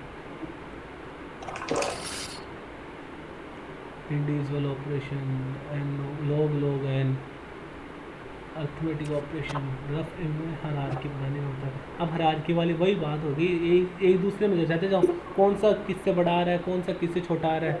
अब इन तीन एग्जांपल दिया आपको, O1 O log n, ये तीन एग्जांपल देख लीजिए। हाँ मतलब इनके एग्जांपल देखिए एक बार, ये एग्जांपल दे रखे हैं इसने, आप देखते इनको अरेंज कर सकते हो, आपने कहा था।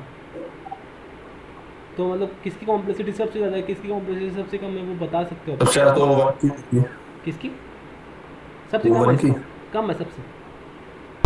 सबसे कम, और रन टाइम क्या इसका होगा?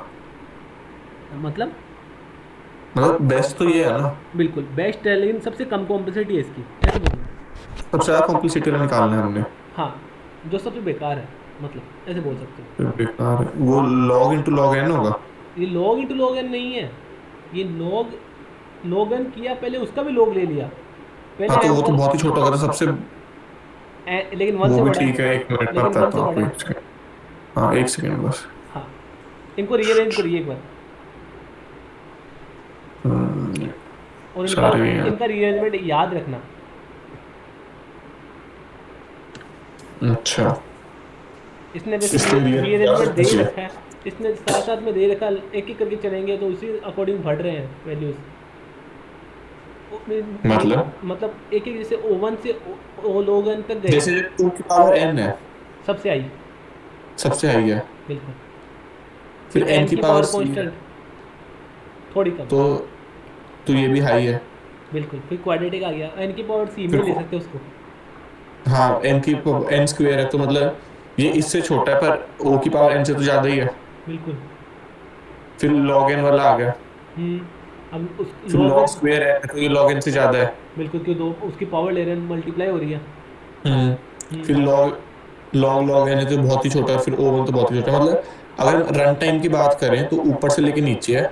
बढ़ता जा रहा है, हाँ मतलब ये नहीं, रन टाइम कम होता जा रहा है, सबसे हाई सबसे कम रन टाइम इसका है। हाँ मतलब बेस्ट ये है बिल्कुल और वर्स्ट ये।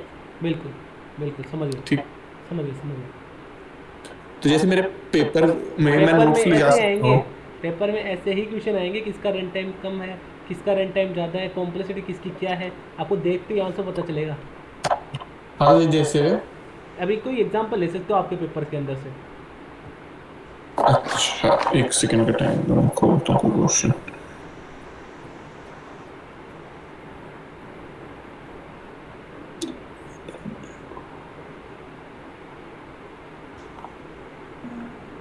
एक सेकंड हाँ एल्गोरिथम्स हाँ, का कोई ना। इशू नहीं।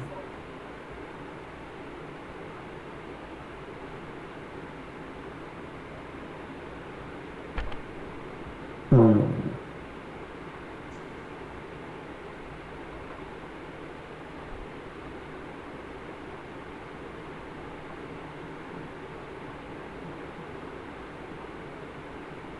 एक सेकंड सर। हाँ हाँ, कोई इशू नहीं।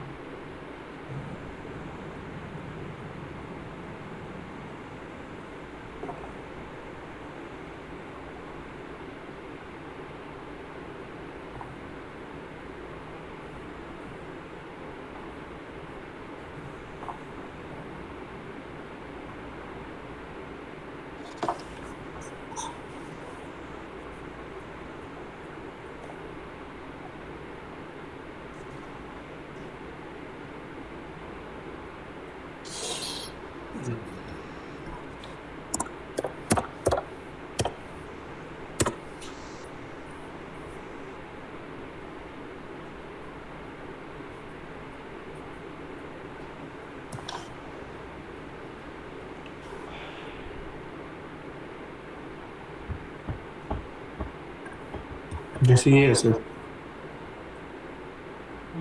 हाँ, अभी इसमें वैसे इतना कुछ दे तो नहीं रखा, लेकिन ये एल्गोरिथम दे रखा है उन्होंने। हाँ जी, अभी इस टॉपिक पे वैसे अपन आए नहीं है, लेकिन इसका आंसर आराम से निकाल सकते हैं। इसका answer determine the run time of algorithm. बिल्कुल। अब इसने पहले ऊपर स्टेप्स दे रखे हैं कुछ, इंट एन इज हाँ जी int n is greater than one, एक केस हुआ, और एक्स की वैल्यू सबसे इनिशियल केस ले ली इन्होंने वन, फिर आई की भी इनिशियल केस ले ली इन्होंने वन, एक्स की जीरो और वाई की वैल्यू। अब ये भी हमने किया नहीं है। अभी किया नहीं है, लेकिन फिर भी मैं बता रहा हूँ। अच्छा ठीक है। अब अपने पास आई की वैल्यू क्या है इनिशियल केस में, वन। वन एक्स की क्या है, किसकी सर? एक्स की जीरो। जीरो। अब i is less than equal to n, ये अब वाइल लगा दिया, मैंने एक बताया था आपको, फोर या फिर वाइल आए, लूप है। मतलब कहीं पे भी आपको लिख दिया फोर या वाहिल, वो क्या लिख दिया? फॉर या वाइल? हाँ तो लूप। लूप है। अब यहाँ पे लूप आ अच्छा चुका है एक। अब लूप क्या करेगा, एक एक करके चेक करने का काम करता है। अब ओके। एक कंडीशन दे रखी है आई के अंदर, लूप के अंदर, i is less than equal to n. अब एन अपना कुछ भी हो सकता है, अपने को नहीं पता एन क्या है। एक बार आप एग्जाम्पल ये एन को मान लीजिए पाँच। एक बार दोबारा बताना सर, थोड़ा समझ मतलब आपने कहा जहाँ पे एक्स की वैल्यू जीरो दी है, आई की वैल्यू वन दी है, ठीक है, फिर लूप स्टार्ट हुआ। फिर फॉर और वाइल होता है तो मतलब लूप होता है। बिल्कुल। तो लूप स्टार्ट हुआ, लूप स्टार्ट होने के अंदर अंदर आपको वैल्यूज दे रखी है लूप के, लूप के अंदर दी हुई है i is less than n. N. मतलब ये तब तक चलेगा लूप जब तक आई की वैल्यू एन से छोटी होगी, या हाँ और आई तो वन है। आई वन है लेकिन एन की वैल्यू अपने को नहीं पता। एक बार हाँ जी एग्जाम्पल के लिए पाँच ले लेते हैं, वैसे एन की वैल्यू हाईएस्ट लेते हैं जितनी भी ले सकते हैं, जैसे मैंने आपको ओके। कहा था। लेकिन एक बार एग्जाम्पल के लिए पाँच ले लेते हैं। हाँ जी ठीक है। अब आई अपनी वैल्यूज़ को वापस चेंज कर रहा है आई स्टार वन से, मतलब आई स्टार, आई अपने को मल्टीप्लाई कर रहा है टू से, आई अपने आप को मल्टीप्लाई कर रहा है टू से। और अपने वैल्यूज़ को उसी से रिप्लेस कर रहा है। ये नहीं समझा मैं सर। मतलब ये क्या बोल रहा है, आई ये हमने रिप्लेस एन टू इंटू आई क्यों लिखा? क्या पे। जहाँ पे हमने पहले तो हमने कहा i is less than equal to n. Hmm, ये पहला स्टेप है इसका, एल्गोरिथम ऐसे वर्क कर रहा है, अपने को नहीं पता एल्गोरिथम क्या है, लेकिन ये एल्गोरिथम कुछ ऐसे वर्क कर रहा है। इसके फ्लो ये इसका फ्लो दिया हुआ है, मतलब इसने एक लूप यूज कर रखा है, और लूप के अंदर इसने दो ऑपरेशन करा रखे हैं। एक तो आई को अपने आप मल्टीप्लाई टू करके रिप्लेस करना खुद से ही, और तो एक में ये हमें दे दिया होगा कि मतलब आई बिल्कुल इज। बिल्कुल बिल्कुल ये दिया हुआ होगा आपके अच्छा पास, और ये इसको दे के सॉल्व दिया इसको है सोल्व कर रहे हैं इससे। अपन। अच्छा इसने हमें खुद ही कहा है कि आई है वो टू इंटू आई है, बिल्कुल। और जो एक्स है हम्म। वो एक्स प्लस आई है। अब आई की वैल्यू आप एक बार वन ले लीजिए, उसको इटरेशन वन बोलेंगे। नहीं मतलब एन की वैल्यू पाँच, पाँच तो ज़्यादा हो जाएगी, तीन तीन इटरेशन तक करेंगे, तो एन की वैल्यू तीन ले लीजिए एक बार, और इन तीनों एन की इटरेशन। वैल्यू तीन ली तो आई की वैल्यू आ गई, i is less than equal to तीन। हाँ बिल्कुल, one less than equal to तीन है, मतलब पहला लूप पहला इटरेशन चालू हो गया। अब पहले इटरेशन में आई की वैल्यू चेंज कैसे होगी, हम आई की वैल्यू ऊपर दी हुई है, x is equal to zero, i is equal to one. हाँ पहले दी हुई है फर्स्ट केस में। अब लेकिन अपना आई की अपने आप को रिप्लेस कर रहा है टू स्टार आई, पहले आई क्या था वन, अब उसको मल्टीप्लाई कर दिया दो से, तो क्या हुआ अपने पास आई का वैल्यू कितना हो गया अब, टू। टू। ठीक है। और एक्स कैसे चेंज हुआ, एक्स हो गया एक्स प्लस आई, तो एक्स हो गया zero plus zero plus two. Two, मतलब एक्स का वैल्यू कितना हो गया, टू। टू ठीक। अब आप मतलब जब एन था थ्री अभी नहीं हुआ, तो अभी एक्स। अभी अभी रुका नहीं है फंक्शन आपका, समझ नहीं आया मेरे को। मतलब ये तब तक चलता है जब तक जैसे आपका। आप मेरी बात सुनो पहले। हाँ। हमें ये दिया हुआ था i is less than equal to n. Hmm, ठीक है। आई आई इस एरो को क्या बोलते हैं? इस एरो को मतलब असाइनमेंट एरो बोल सकते हो, असाइनमेंट असाइन इक्वल टू कर रहा है बोलते उसी के हैं। अंदर, उसी हाँ मतलब आई की वजह वैल्यू फाइंड कर रहा है two, star i, two star i, x मतलब की है मल्टीप्लाई। एक्स प्लस आई। बिल्कुल ये कब है? जब i is less than equal to n है। बिल्कुल, अगर i is less than equal to n है, और और उसके हमें ऊपर बताया हुआ है कि एक्स की वैल्यू हमने जीरो साइन करी है, और और आई की वैल्यू वन साइन करी है इनिशियल केस पे। इनिशियल केस में। हम्म। और एन की वैल्यू अपन तीन ले रहे हैं एक बार, फॉर एग्जाम्पल। हम n की वैल्यू जब 3 ले रहे हैं, for example n is equal to, हमने 3 लिख दिया, हम्म तो इसका क्या मतलब हुआ? इसका मतलब ये है, एक बार एग्जाम्पल के लिए ले रहे हैं 3, ये दिया हुआ है अपने को, ये पूरा एल्गोरिथम। हम्म एक बार एग्जाम्पल ले रहे हैं आई की वैल्यू, एन की वैल्यू 3 लिख के, मतलब अपन क्या हमने ये करें, एग्जांपल ले लिया कि n की वैल्यू 3 है। एक बार मान लिया था कि अपन के लिए सोल्व करना आसान हो जाए। अच्छा, अब एन की वैल्यू 3 है, तो अभी इनिशियल केस में अपनी आई की वैल्यू कितनी थी? i की वैल्यू हमारी इनिशियल केस में 1 थी। 1 थी। 1 3 से छोटा है या बड़ा है? 1 3 से छोटा है। ठीक है, मतलब ये वाला कंडीशन ट्रू हो गया, मतलब ये नीचे वाले अपने को करने पड़ेंगे, आई असाइन हुआ 2i और एक्स असाइन हुआ x प्लस आई से। हाँ, ठीक है, पहले आई को असाइन करेंगे उसके मल्टीप्लाई बाई 2 से। तो आई का वैल्यू क्या था इनिशियल केस में? i के इनिशियल केस में 1 था, 1 को 2 से मल्टीप्लाई 2 आ गया, अब आई का वैल्यू 2 चेंज आ होकर गया, क्या बन गया? 2 हो गया। ठीक है, और एक्स का इनिशियल केस में वैल्यू क्या था? 2, x का 0 था, अब 2 हो गया। ठीक है, अब सेकेंड चीज़ पे आते हैं, अब आई का वैल्यू क्या है i का वैल्यू अब 2 है, और एक्स का? 2 है। ठीक है, अब अभी भी 2 लेस देन 3 है। हाँ जी। ठीक है, 2 लेस देन 3 है, तो वापस ये वाली कंडीशन अपने को प्रूव करनी पड़ेगी, वापस रिपीट करना पड़ेगा। लूप यही काम करता है, अच्छा, जब तक उसकी कंडीशन फुलफिल नहीं होगी तब तक वो चलाएगा, और जैसे वो तो कंडीशन, अब हम n को 4 सपोज करेंगे। एन को अभी अभी 3 रखना है, एन को चेंज नहीं करना। अच्छा, अपने चेंज होने 2 वेरिएबल हो रहे हैं, एक्स और आई। x और i, हाँ चलो n को हमने 3 रखा फिर। फिर बाद में अभी भी आई लेस देन, वो मतलब 2 3 से छोटा है, हाँ जी। तो 2 3 से छोटा है, अभी भी वापस आई का वैल्यू और एक्स का वैल्यू चेंज होगा। नहीं नहीं नहीं, अब जैसे पहले हमने सॉल्व कर लिया, हमने x और i की नई वैल्यू निकाल ली। बिल्कुल अब हमने ये जो नई वैल्यू निकाली, इसे दोबारा किस में पुट करना है, i और x में? बिल्कुल, क्योंकि अभी भी, तो i आया कि 2 इंटू आई, मतलब 4, तो हाँ 4 हो गया, और x आ गया 2 4 प्लस 4, प्लस 2, हाँ 4 4 plus plus 2, 4, 4 plus 4 plus 2 6। 6, x का वैल्यू तो ये 6 दोनों होगा। 3 से बड़े आ गए। बिल्कुल हाँ जी, तो ये तो बिल्कुल, फॉल्स हो। दोनों से मतलब ही नहीं है अपने को, मतलब आई से है सिर्फ, क्योंकि आई कंट्रोल कर रहा है लूप हम्म, को। हाँ, तो आई जब 3 से बड़ा गया तो हमारे लिए फॉल्स हो गए। बिल्कुल बिल्कुल बिल्कुल। तो कितने स्टेप चले अपन? 1। 2 स्टेप चले, पहले एक बार लूप को चलाया, फिर वापस लूप को चलाया, तो अपने अपने कितने स्टेप्स हुए टोटल? 2। 2। एन की वैल्यू कितनी है? n की वैल्यू 2, n की वैल्यू 3 थी।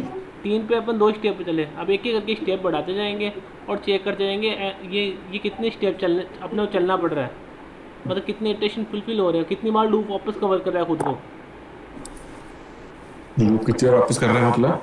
कितनी बार अपने को वापस ये लूप को चलाना पड़ रहा है, मतलब ये आई इज लेस देन एन कितनी बार हो रहा है, वही चीज़ मैटर करती है। तो एक ही बार हुआ। 2 बार हुए हैं। 2 एक बार बार कैसे तो हुआ? एक दूसरी बार बार तो तो आई आई, बड़ा आ गया। एक बार 1 3 से बड़ा था, एक बार 2 3 से छोटा था। ठीक है, हाँ, पहले हमने पहले वैल्यू देखी, ठीक है, हाँ 2 बार हो गया। 2 बार होगी। अब एन की वैल्यू 4 लेंगे तो 4 पे 3 बार होगा, 5 लेंगे तो कुछ हम्म कुछ होगा, 6 लेंगे तो कुछ होगा। ये डायरेक्टली डिपेंड कर रहा है आई पे, आई कितना है हम्म अपना। अब आई कैसे चेंज कर रहा है? आई अपने आप चेंज कर रहा है 2 से मल्टीप्लाई करता करता। हम्म अब आई का पता नहीं कितनी बार 2 से मल्टीप्लाई होगा, लेकिन ये ज़रूर है कि भाई ये मान लो इसने मतलब 8 बार चला, तो 8 बार में आई का वैल्यू कुछ चेंज होके इसका फर्स्ट टाइम में 2, फिर वहाँ में 2 स्टार 2, फिर 2 की पावर 8 तक इसके पावर हो जाएगा। मतलब आप 8 बार किसी चीज़ को चलो, तो मतलब हर बार 2 से मल्टीप्लाई हो रहा है वो पिछला वाला, हाँ जी। तो वो 8 बार चले तो कितना पावर हो गया? 2 की पावर 8। अब 9 बार चला तो 2 हाँ की जी। पावर 9, हाँ ऐसे जी, करके। अब एन उससे बड़ा ही होना चाहिए, तो अपना तो इसमें रन टाइम कहाँ से आया? रन टाइम निकल रहा है इसमें। रन टाइम, यही तो रन टाइम है अभी इसमें, रन टाइम का यही तो चीज़ बोल रहा है। अभी ये मैटर कैसे कर रहा है? अभी ये एग्जाम आंसर ओवन थोड़ी है इसका, ये आपने अच्छा, ये फिर ओवन नहीं आ सकता इसका आंसर। एक सेकेंड रुकना।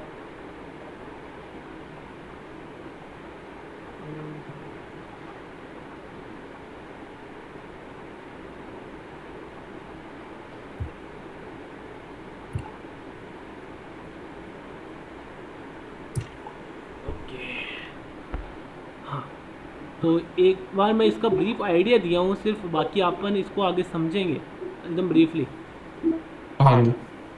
कि ये कैसे वर्क कर रहा है। मतलब इसको एक एक करके सोल्व करना पड़ेगा हर एक स्टेप को। जैसे मैंने स्टेप्स बताए, लोग खुद को वापस कवर करता है मैटर, अभी ये मैटर कर रहा है। किसी में ट्रिक वगैरह नहीं होती, जैसे इतना टाइम नहीं होता पेपर में? ट्रिक होती है, ट्रिक होती है। अच्छा। ट्रिक साथ साथ में बताऊंगा, जैसे जैसे जैसे जैसे अपन करते जाएंगे उसके साथ साथ में ट्रिक ठीक बताना ठीक। पड़ेगा। तो इसका आंसर ओ एन गलत है? ये ओवन नहीं, यहाँ पे थीटा दे रखा है। हम्म। थीटा कौन सा होता है बिग? अब थीटा बिग ओ नोटेशन है नोटेशन। एवरेज, एवरेज वाला, एवरेज कॉम्प्लेक्सिटी का। अपने पास वर्स्ट केस नहीं बोल रहा है, ये एवरेज कॉम्प्लेक्सिटी बोल रहा है। एवरेज कॉम्प्लेक्सिटी डायरेक्ट एन पे डिपेंड कर सकती है। अच्छा, तो ठीक है, इसका थीटा एन। आगे चलते उसी स्लाइड में। खत्म हो गया ये तो। अगला टॉपिक क्या है वैसे? Theta and omega notation. एक बार खोलिए इसे।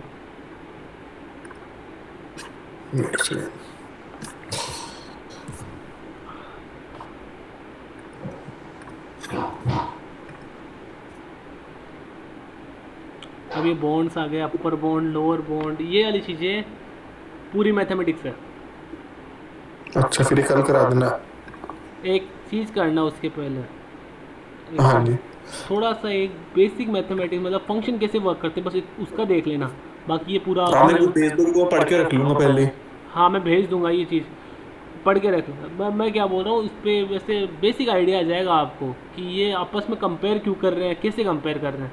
बेसिक मैथमेटिक्स बस से ठीक है, समझ। आप ना कोई कोई टॉपिक ना जैसे गूगल से निकाल के, यूट्यूब की कोई वीडियो जो सुननी हो मेरे को इससे पहले, जिससे सारा समझ आ जाए, वो भेज देना, पहले करके रख लूंगा।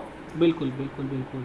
और अभी जैसे अभी जो आपने क्वेश्चन पूछा था वो कौन से वाले इक्वेशन पे आ रहा है? वो आ रहा है आपका loop interval and insertion short जो दिख रहा है उसमें आ रहा है। मतलब किसमें से? इसमें इसमें? इसमें आपने दे रखा था ना, अभी जो आपका सिलेबस था उसमें देख के बोल रहा हूँ मैं। अच्छा, एक सेकेंड। अच्छा, ये जो मैंने क्वेश्चन पूछा था ये इसमें आ रहा है? बिल्कुल लूप के अंदर आ रहा है ये वाला। Okay okay. उसके बाद मर्ज शॉर्ट, ट्री, हीप्स, ये सारी चीज़ें। हाँ एक बार ये तो ये आसान ही है सिलेबस? आसान है सिलेबस, कोई ज़्यादा आपको हार्ड नहीं लगेगा। तो कल हम ये तो यहाँ तक कर लेंगे, अगर हर रोज दो दो भी कर लें तो भी काम बढ़िया हो लीनियर जाएगा। Binary search and recap. अभी देखिए अपन क्या करेंगे कल, ओमेगा नोटेशन और थीटा नोटेशन और उसके बाद में रैम मॉडल करके रन टाइम एनालिसिस। ये दो चीज़ें करने के बाद में अपन के पास ज़्यादा कोई टिपिकल चीज़ नहीं आएगी अपने पास। ठीक है, और सर मेरे को ना साथ साथ इसकी प्रैक्टिस भी कराते रहो, जो आप पढ़ाई जा रहे हो ना। इसके आप क्वेश्चन मेरे को भेजूंगा। उसके क्वेश्चंस की नहीं, कोई अपने पास से बना के क्वेश्चन भेज दिया करके, घर पे पढ़ लूँ, कुछ डाउट ले लूँ आपसे। एग्जैक्टली मैं आपको क्वेश्चन भेजूंगा इसके। अभी कल वाले जो आएगा टॉपिक उसके अंदर बहुत अच्छे अच्छे क्वेश्चन बनते हैं, पेपर में बहुत अच्छे क्वेश्चन आते हैं। हाँ, मतलब यहाँ तक करने के बाद ना रन टाइम आप कह रहे हो मेन काम मतलब हो जाएगा टिपिकल वाला। बिल्कुल, क्योंकि अब आपने जो मैथमेटिक्स थी वो इतनी ही थी। हाँ, फिर इतने के ना ऊपर ना पहले क्वेश्चंस प्रैक्टिस कर लेंगे, ये दोनों इनकी वर्कशीट कर लेंगे, क्वेश्चंस कर लेंगे। बिल्कुल ठीक है, ऐसे ठीक है। करेंगे। ठीक है, ठीक है sir. Okay okay okay, thank you sir. Okay.